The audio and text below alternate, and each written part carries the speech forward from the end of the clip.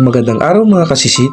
For today's video, gagawa po tayo ng mga gagamitin natin sa pamamalakaya o pamamana. Una na nga po dito ay itong ating pana. Kita nyo naman, talagang anong daming katatali.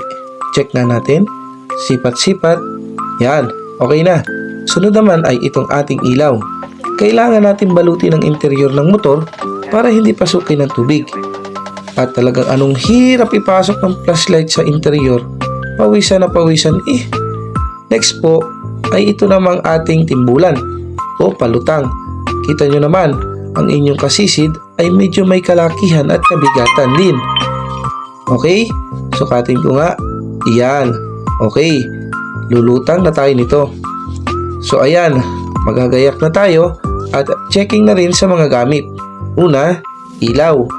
Makikita na ng malalaking tilapia nito. Sunod, salamin. Okay na din. Sunod, timbulan. Check. Sunod, kipay. Okay. At ang huli ay ang ating pana. Okay na din. Ayan, ready na tayo.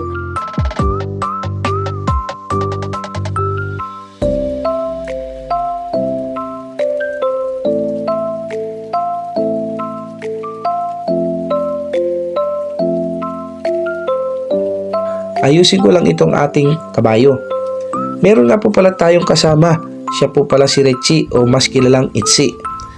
Alis na po tayo at medyo malayo-layo pa rin ang ating babiyahin o tatakbuhin kung saan tayo mamamalakaya. Ito nga po pala ang mataas na paralan ng Matula-Tula at dito po nagtapos ang inyong kasisid. Ako nga po pala ay dati ng mamamalakaya. Natigil lang po nung nagkaroon ako ng regular na trabaho. Kaya susubok ulit po tayo at ngayon kasama ko na kayo. Naalala ko tuloy yung sinabi sa akin nung isa kong kaibigan na sabi niya, pag talent mo na, talent mo na.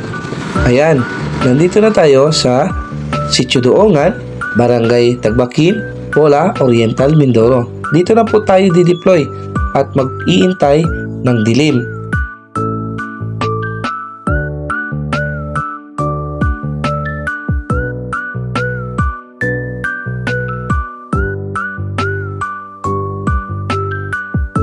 At habang tayo ay nag-iintay, ay naabutan natin ang mga kabataan ito na nagsisiga ng apoy. Nilalamig na siguro. Okay, lakad-lakad muna nga tayo. Dito sa may batuhan at sa may bangka. Maganda ang dagat, sana maganda din ang huli. Medyo nagpadilim nga po tayo bago tayo dumeploy. At yan, ayusin na natin ang ating mga gamit. Nang makapagsimula na, itali lang natin itong timbulan sa pana para hindi mawala. Napakaraming insekto, marami ding isda yan. Yun ang sabi ng matatanda. Isusuot ko na din itong aking kipay. Ready na nga, kasisid. Kita tayo mamaya. Ayan, matapos ng 1 oras na pagsisid, ito, may pang-ulam na. Umahon agad po tayo gawa ng anong lamig ng tubig, grabe. Parang may hilo May huli din naman kahit papaano. Ayusin mga tropa, Itzy, at alam na kasunod niyan pag-uwi. Ang laki ng lagayan pero ilan lang nakalagay. Okay, bawi tayo sunod. Subok pa lang naman muna. Paisa din tropa ng ating yung gamit. Tayo uwi na. For more videos, don't forget to like, follow, and subscribe. Thank you!